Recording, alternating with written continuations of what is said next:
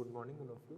मैं शराफत अली और हम पढ़ रहे थे BSc third year quantum physics quantum mechanics पढ़ रहे थे हम, और उसमें चल रही थी हमारी यूनिट सेकेंड श्रोडिंगर अवकल समीकरण। हमारा जो लास्ट टॉपिक था वो हमने पढ़ा था एक विमीय बॉक्स के अंतर्गत जो कण की गति है वो उसमें श्रोडिंगर इक्वेशन कैसे वेरी करती है। उसके बाद हमने जो नेक्स्ट टॉपिक था वो स्टार्ट किया था त्रिविमीय बॉक्स के अंतर्गत जो कण की गति होती है वो किस प्रकार श्रोडिंगर अवकल समीकरण है वो किस प्रकार वेरी करती है। तो हमने लास्ट टॉपिक जिसका हमने डिस्कस किया था वो था सेकेंड टॉपिक था हमारा जो क्वांटम मैकेनिक्स की जो समस्या श्रोडिंगर अवकल समीकरण में वो ये थी कि त्रिविमीय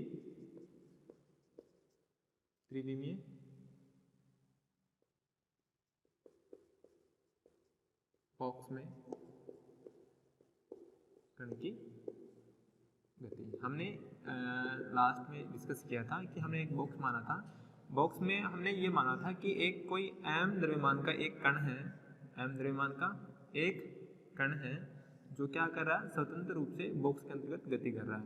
हमने ये माना था कि बॉक्स है उसकी जो लंबाई है वो है a, चौड़ाई है वो है b और जो ऊंचाई है वो हमने मानी थी c मानी थी। क्या मानी थी? c मानी थी।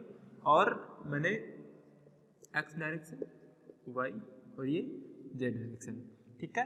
x डायरेक्शन में इसकी लंबाई ऊंचाई c और z डायरेक्शन में इसकी b चौड़ाई, ठीक है। हमने ये माना था कि जो इस बॉक्स के अंतर्गत कोई m द्रव्यमान का कोई कण है जिसका द्रव्यमान इतना m है और वो स्वतंत्र रूप से गति कर रहा है। क्या कर रहा है? स्वतंत्र रूप से गति कर रहा है। इतनी बात तो मैंने लिखवा दी थी आपको। फिर उसके बाद हमें इसके लिए एक ऊर्जा फलन लिखेंगे। कौन सा लिखेंगे? स्थितिज ऊर्जा वक्र से रिलेटेड ही तो ये समस्याएं हैं, तो स्थितिज ऊर्जा वक्र लिखेंगे। स्थितिज ऊर्जा वक्र तो लिखेंगे हमारा v फॉर x, y और z, तीनों डायरेक्शन है। 3D है, त्रिविमीय में पढ़ रहे हैं तो x, y, z तीनों डायरेक्शन होगी। उसके लिए ये जो फलन होगा, स्थितिज ऊर्जा फलन होगा, वो क्या होगा?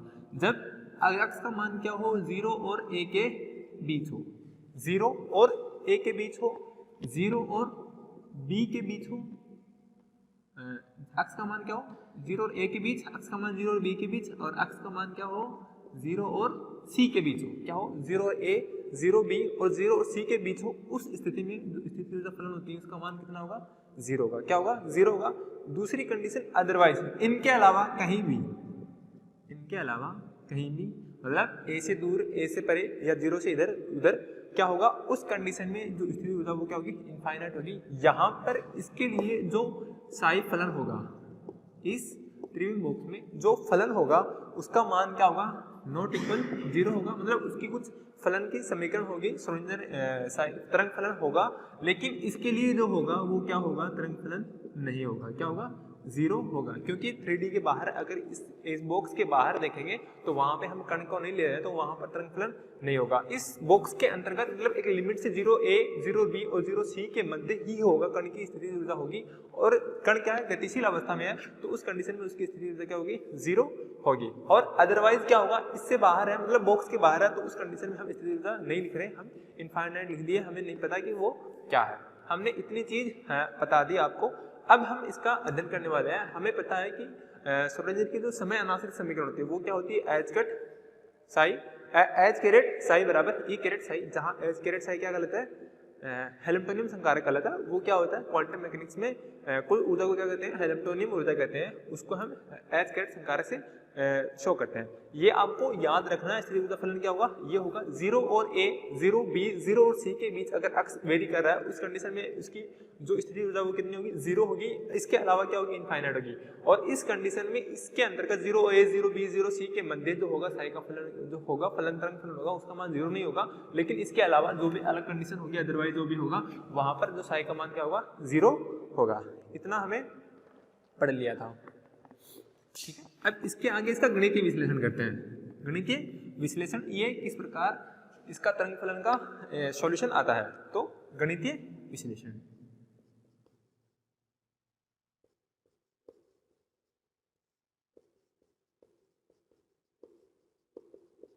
सबसे पहले हम क्या जानते हैं कि जो श्रोडिंगर अवकल समीकरण होती है वो समय अनाश्रित श्रोडिंगर अवकल समीकरण कौन सी होती है वो लिख लेते हैं। हम जानते हैं कि समय अनाश्रित समय अनाश्रित,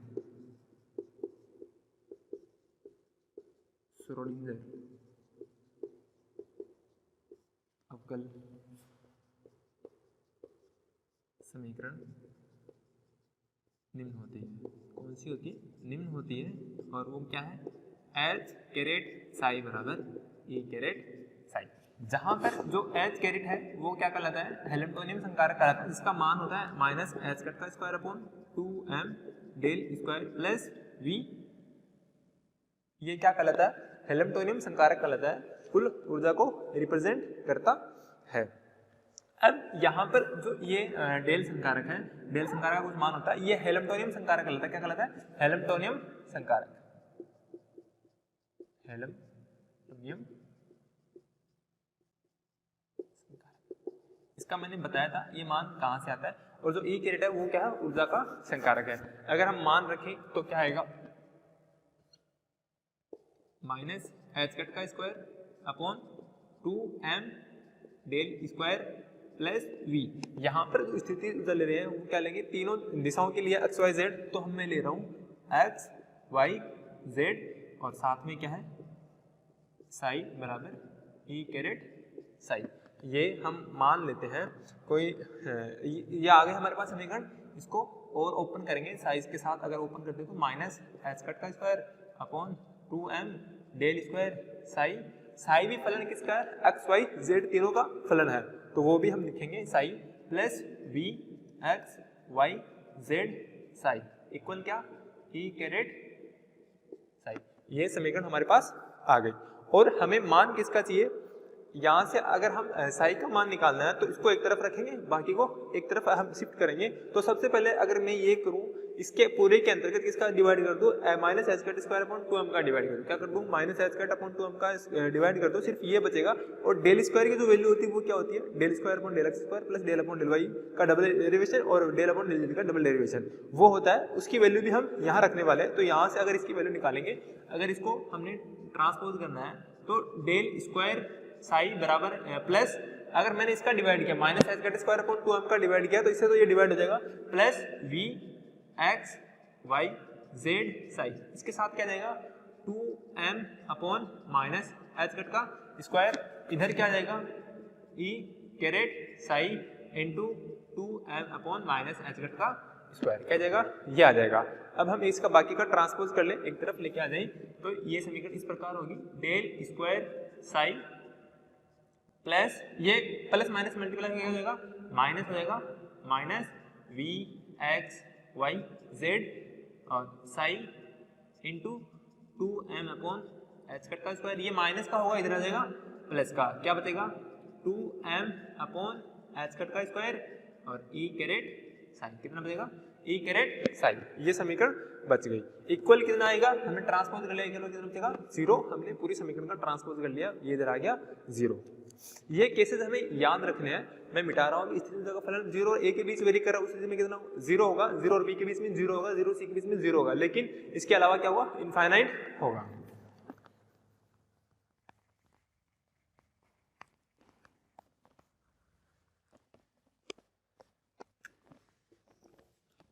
अब देखिए इन दोनों में कॉमन क्या है? 2m upon H cut square common है, मैं वही कॉमन लूंगा। तो del square psi plus 2m upon H cut का स्क्वायर हमने कॉमन लिया। जब कॉमन लिया तो यहाँ से प्लस वाला पहले लिख रहा हूँ, प्लस में यहाँ पे क्या बचेगा? ई कैरेट साई बचेगा। साई भी दोनों में कॉमन है, साई भी बाहर निकाल लेंगे, लेकिन ई कैरेट बचेगा, ई कैरेट। फिर माइनस, ये यहाँ पे क्या बचेगा? माइनस। हमने ये तो कॉमन निकाल लिया, क्या बचेगा? V X Y Z. और ये जो हमने साई कॉमन लिया था वो साई इक्वल क्या आ गया? 0। इस समीकरण में से हमने 2m upon H cut square और साई दोनों क्या लिए? कॉमन लिए हैं। दोनों कॉमन लेने के बाद क्या होता है? E caret minus psi V psi X Z equal 0। अगर 3D बॉक्स के लिए पढ़ रहे हैं, 3D बॉक्स के लिए पढ़ रहे हैं तो डेल स्क्वायर का मान क्या होगा? डेल स्क्वायर का मान क्या होगा? हमने पहले पढ़ा हुआ है कि डेल एक संकारक है, डेल एक संकारक है, लाप्लास संकारक बोलते हैं। इसके कुछ वैल्यू होती है वो हम लिखेंगे। त्रिविम में क्या होता है? त्रिविम में बॉक्स के लिए क्या होगा? साई का जो फलन है वो क्या होगा? साई एक्स वाई z होगा और साथ में जो डेल स्क्वायर की जो वैल्यू होगी वो क्या होगी, del square upon del X square plus del square upon del Y square plus del square upon del Z square. क्या होगा, ये एक ऑपरेटर है, लाप्लास ऑपरेटर है, इसका मान कितना होता है, ये होता है। इन दोनों के मान क्या रखेंगे हम इस समीकरण में रखेंगे। इस समीकरण में रखने पर समीकरण में रखा हमने, मान रखे, इसके डेल स्क्वायर का मान रखा, वो क्या आया, del square upon del X square plus del square upon del Y square plus del square upon del Z square, साथ में क्या है साई, और plus 2m upon H cut का square E caret minus V X Y Z, और हमने साई की जगह मान रखा साई एक्स वाई, यहाँ भी रख लेना साई, इसके साथ भी क्या हुआ Sai X Y Z, 3D के लिए पढ़ रहे हैं तो एक्स वाई जेड इक्वल क्या आ गया 0। ये हमारे पास एक समीकरण आ गई, डेल स्क्वायर का हमने मान रख दिया। लेकिन वी एक्स वाई जेड का मान 0 कब था, जब इसकी वैल्यू क्या थी, एक्स 0 और ए के बीच, 0 और बी के बीच, 0 और सी के बीच, तो उस कंडीशन में वी एक्स वाई जेड क्या 0, क्योंकि वी नो दैट, क्योंकि वी एक्स वाई जेड का मान क्या 0, कब 0, जब एक्स कहां से कहां तक वेरी कर रहा था, 0 a 0 b और 0 c, क्या c, इन दोनों के मध्य वेरी कर रहा था। उस कंडीशन में उसकी जो वी एक्स वाई जेड की जो वैल्यू थी वो कितनी थी, वी एक्स वाई जेड का मान कितना था 0 था। तो ये वैल्यू हम इस समीकरण में रखेंगे। समीकरण में रखने पे क्या आएगा, मैं सबसे पहले तो ये इस समीकरण को क्या करूंगा, यहाँ पे एक चीज और ध्यान में रखनी है, ये 3D के अंतर्गत है, यहाँ पे साई एक्स वाई जेड की मान 0 नहीं होगा। अगर इसको कंप्लीटली ओपन करें, इसको इसके साथ मल्टीप्लाई करेंगे तो ये समीकरण ऐसे लिखे जाएगी, del square upon del X square, लेकिन साथ में क्या साई फलन किसका वाई जेड तरंग फलन, ठीक है, del square upon del Y square psi X Y Z plus del square upon del Z square psi X Y Z plus का 2m अपॉन एच कट का स्क्वायर। अगर वी एक्स वाई जेड का मान 0 होगा तो क्या बचेगा, only E बचेगा, क्या बचेगा ई बचेगा, साथ में क्या हमारा psi X Y Z equal क्या हमारे पास 0। ये समीकरण आ गई, ये समीकरण आ गई। ये मान लेते हैं समीकरण कौन सी है, समीकरण नंबर 1 है। कौन सी है, समीकरण नंबर 1 है। अगर मैं इस समीकरण में मान लूं, जो हमने जो लास्ट एक वीडियो में किया था उसके अंतर्गत हमने क्या माना था, 2m upon H cut square को क्या माना था, एक वैल्यू मानी थी, ये कांस्टेंट होता है, इसको माना था हमने k स्क्वायर माना था, क्या माना था k स्क्वायर माना था। अगर इस समीकरण को हम क्या मान ले, इस मान को हम क्या मान ले, k स्क्वायर मान ले, तब क्या होगा, माना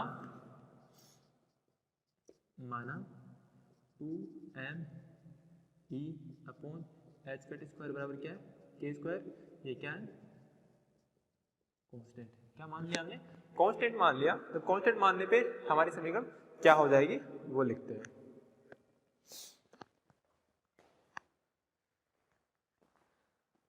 कांस्टेंट का मान हम रखेंगे इस समीकरण में, और समीकरण हमारी किस प्रकार चेंज होगी।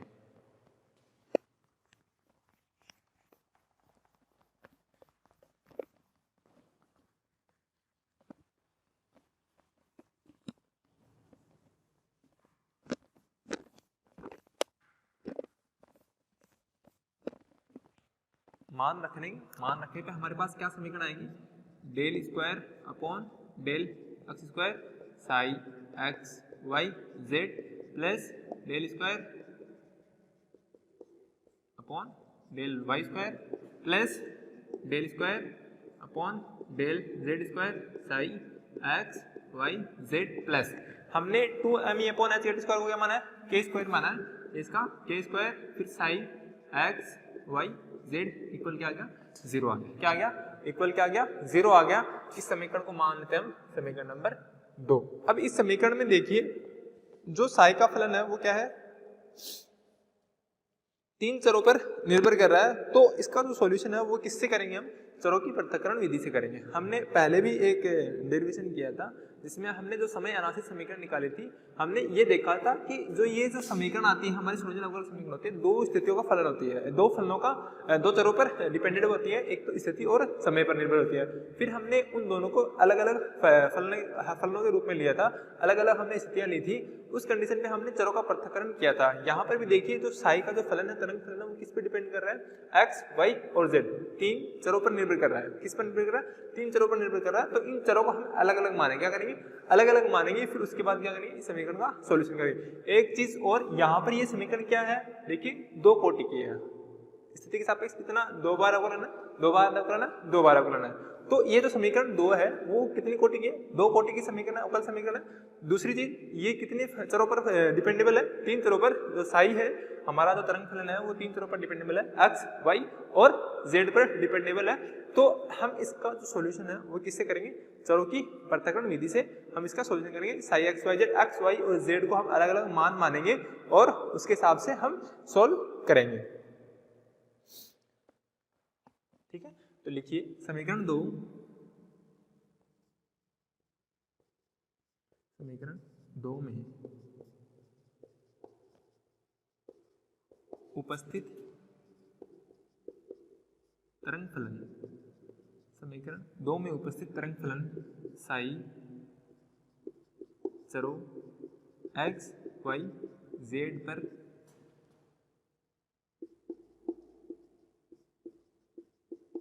तीन चरों पर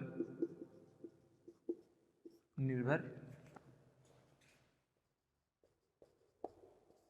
करता है। उपरोक्त अवकल समीकरण, उपरोक्त अवकल समीकरण एक द्वितीय कोटि की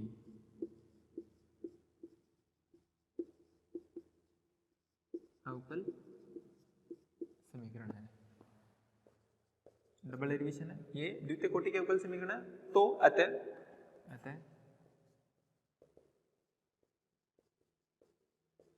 इसका हल,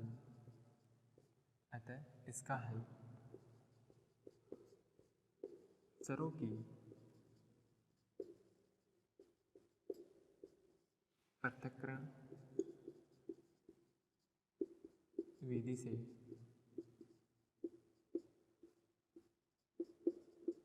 किया जाता है। चरों की पृथक्करण विधि से हम इसका हल करेंगे। हम मान लेंगे कोई एक फलन चर होगा, वो x होगा, वो सिर्फ x पे डिपेंडेबल होगा। एक दूसरा पृथक्करण फलन मानेंगे y होगा, कैपिटल Y होगा, वो स्मॉल y पे डिपेंडेबल होगा, चर पे डिपेंडेबल होगा। और एक कैपिटल Z मान लेंगे, वो क्या होगा, स्मॉल z पर ही डिपेंडेबल होगा। तो ये आगे हमारा सब टॉपिक डाल लीजिए, चरों की पृथक्करण विधि, चरों की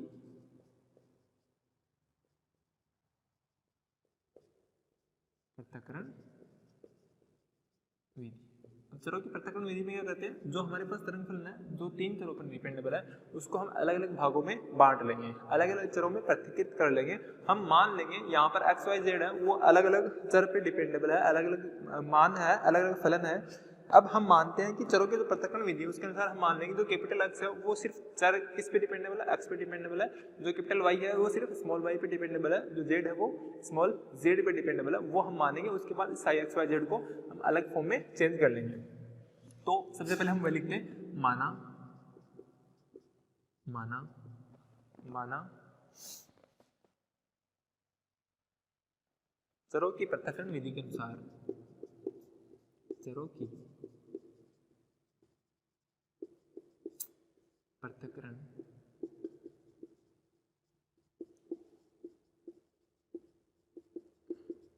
विधि के अनुसार, चरों की पृथक्करण विधि के अनुसार फलन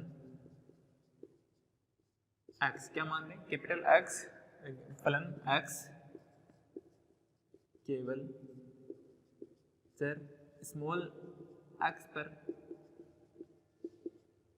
निर्भर करता है तथा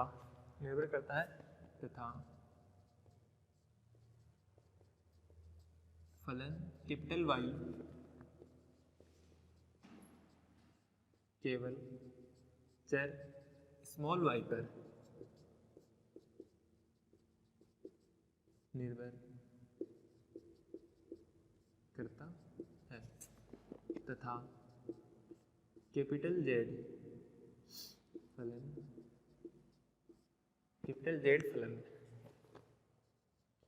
केवल चर स्मॉल z पर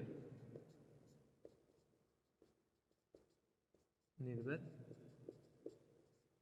करता है। हम तीन चीज मानी हमने, एक फलन माना x जो केवल स्मॉल x पर निर्भर करता है, y है, जो दूसरा फलन है वो स्मॉल y पर निर्भर करता है, और जो तीसरा फलन है वो z पर, जो कैपिटल Z है वो सिर्फ स्मॉल z पर निर्भर करता।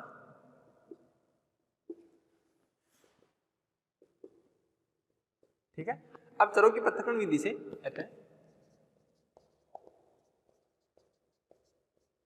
चरों की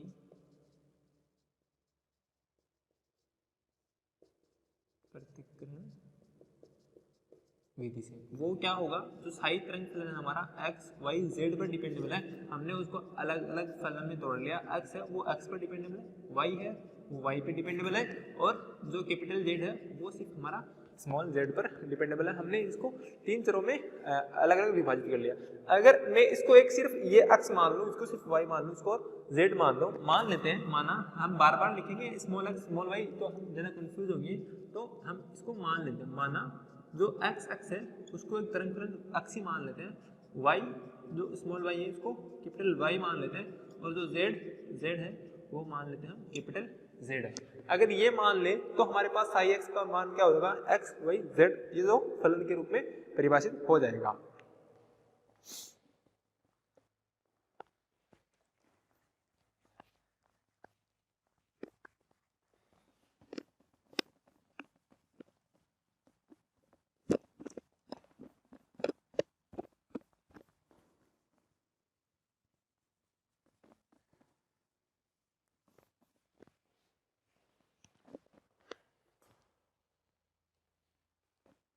अगर हमने इसको अलग अलग फलनों के रूप में मान लिया तो अतः जो हमारा जो तरंग फलन था वो साई एक्स वाई जेड का हो जाएगा, साई एक्स वाई जेड किस में जाएगा, एक्स वाई और जेड किस में कन्वर्ट हो गया, इसमें कन्वर्ट हो गया। ये मान लेते हैं हम क्या है, समीकरण नंबर 3। क्या है, समीकरण नंबर 3 है। हम इस समीकरण 3 का मान कहाँ रख दें, इस समीकरण 2 में रख दें, तो समीकरण 2 व 3 से, समीकरण 2 व 3 से मान रखेंगे तो X Y Z, psi X Y Z के रखेंगे तो हमारी जो पहली समीकरण आएगी वो इस प्रकार होगी, del square X Y Z upon del X square plus del square X Y Z upon del Y square plus del square X Y Z upon del Z square plus K square X Y Z equal क्या आ गया हमारे पास, 0 आ गया।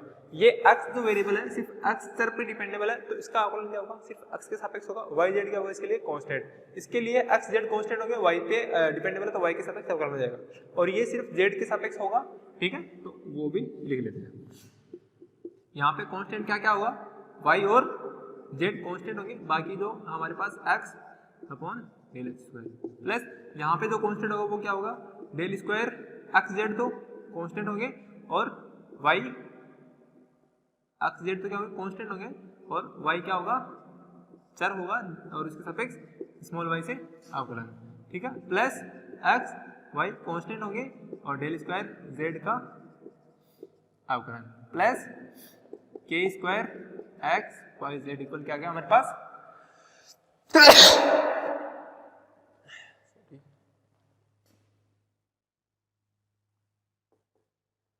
नितिन कौन याद कर रहा सुबह से, 6 पे 6 आ रही है। अब ये समीकरण आ गई, इस समीकरण में एक चीज देखिए, इधर वाई जेड है, एक्स जेड है, एक्स वाई है और एक्स वाई जेड है। अगर मैं इस पूरी समीकरण में क्या करूं, अगर मैं इस पूरी समीकरण के अंतर्गत क्या दे दूं, एक्स वाई जेड का भाग दे दूं, इसका भाग दे दूं, तो यहाँ से वाई जेड कट जाएगा, एक्स बच जाएगा, एक्स जेड कट जाएगा, वाई बच जाएगा, और एक्स वाई कट जाएगा और जेड बच जाएगा, और यहाँ से एक्स वाई जेड कट जाएगा। अगर इस पूरी समीकरण में क्या करूँ, इस एक्स वाई जेड का भाग दे दो, तो उपरोक्त समीकरण में, उपरोक्त समीकरण में एक्स वाई जेड का भाग देने पर, भाग दूंगा तो क्या आएगा, यहां से अगर भाग दूंगा तो वाई जेड तो कट जाएगा, क्या बचेगा 1/x बचेगा। एक्स वाई जेड का भाग देंगे वाई जेड से, वाई जेड कट जाएगा, नीचे क्या बचेगा x बचेगा, del square x upon del x square plus X Z कट जाएगा, क्या बचेगा 1/y बचेगा, del square y upon del y square plus X Y कट जाएगा, बचेगा 1/z del square z upon del z square plus X Y Z तीनों कट जाएंगे, क्या बचेगा k स्क्वायर बचेगा। ये आ गई इक्वेशन, और इस इक्वेशन को हम मान लेते हैं समीकरण कौन सी आ गई 4।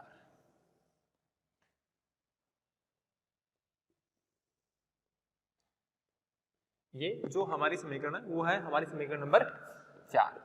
अब इस समीकरण 4 में एक चीज नोटिस कीजिए, इसका जो फर्स्ट स्टेप है वो सिर्फ क्या है एक्स पे डिपेंडेबल है, जो सेकंड स्टेप क्या है वो सिर्फ वाई टी पे डिपेंडेबल है, और जो थर्ड स्टेप क्या है वो सिर्फ जेड पे डिपेंडेबल है।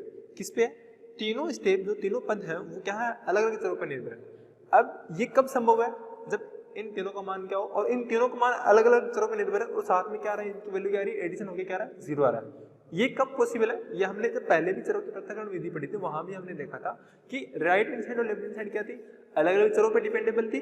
तो हमने क्या माना था, वो किसी एक कांस्टेंट के बराबर होते हैं, क्या होते हैं, किसी एक कांस्टेंट के बराबर होते हैं। तो हम यहाँ भी इसको भी क्या मानेंगे, किसी एक कांस्टेंट के बराबर मान लेंगे, क्या मान लेंगे, किसी एक कांस्टेंट के बराबर मान लेंगे, इसको किसी दूसरे कांस्टेंट के बराबर मान लेंगे, इसको किसी तीसरे कांस्टेंट के बराबर मान लेंगे, और इसका हल उस प्रकार से करेंगे। ये कब संभव है, तो तीनों स्टेप क्या है अलग अलग चर पर डिपेंडेबल है, तो ये तभी संभव है जब तीनों का मान क्या हो, किसी कांस्टेंट के इक्वल हो, किसी नीतांक मान के बराबर हो, और वो हम नीतांक मान मानेंगे, नीतांक मान मान के इनका सोल्व करेंगे। तो सबसे पहले ये लिखिए समीकरण 4 जो क्या कहती है, समीकरण 4 में क्या स्पष्ट है कि जो फर्स्ट स्टेप है वो सिर्फ x पे डिपेंडेबल है, जो सेकंड है सिर्फ y पे, और जो थर्ड स्टेप है वो सिर्फ z पे डिपेंडेबल है।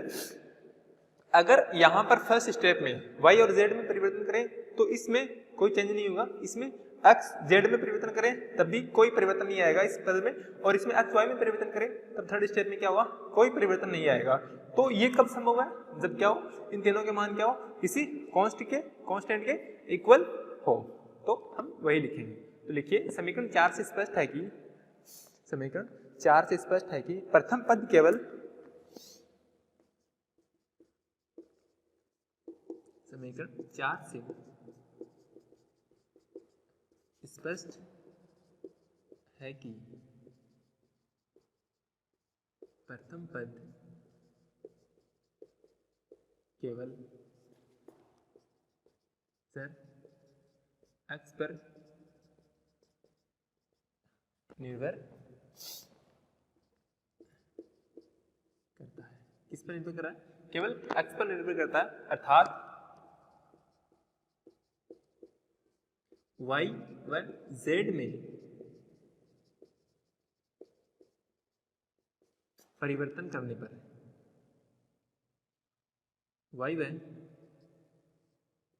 z में परिवर्तन करने पर इस पद पर कोई परिवर्तन नहीं होता, कोई परिवर्तन नहीं होता। इसी प्रकार जो पद सेकंड है उसमें क्या होगा, इसी प्रकार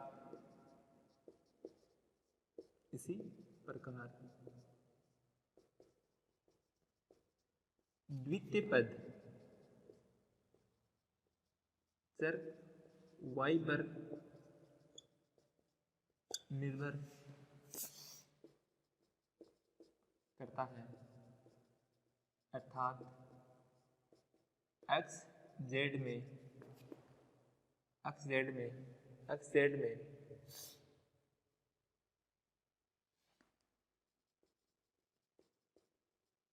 परिवर्तन करने पर इस पद पर कोई प्रभाव नहीं पड़ता, तथा तृतीय पद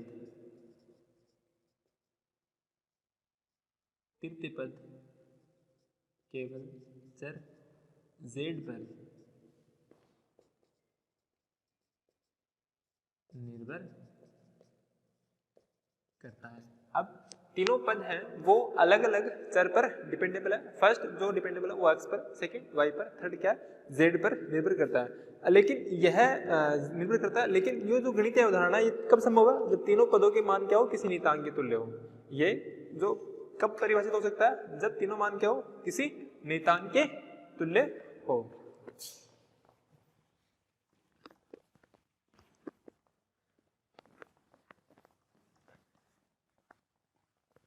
इसके नीचे लिखना साथ में, लेकिन यह गणितीय, लेकिन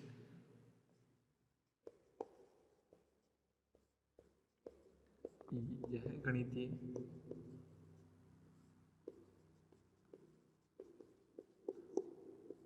अवधारणा, लेकिन यह गणितीय अवधारणा तभी संभव है जब तीनों मान, अवधारणा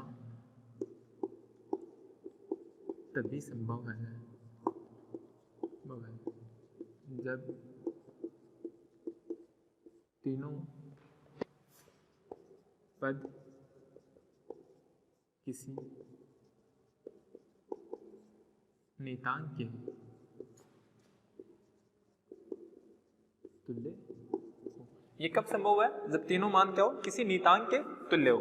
अब वो हम इन सारे स्टेप्स को, पहले स्टेप को किसी नियतांक के तुल्य लेंगे, दूसरे को किसी नियतांक के तुल्य लेंगे और तीसरे को किसी और नियतांक के तुल्य लेंगे।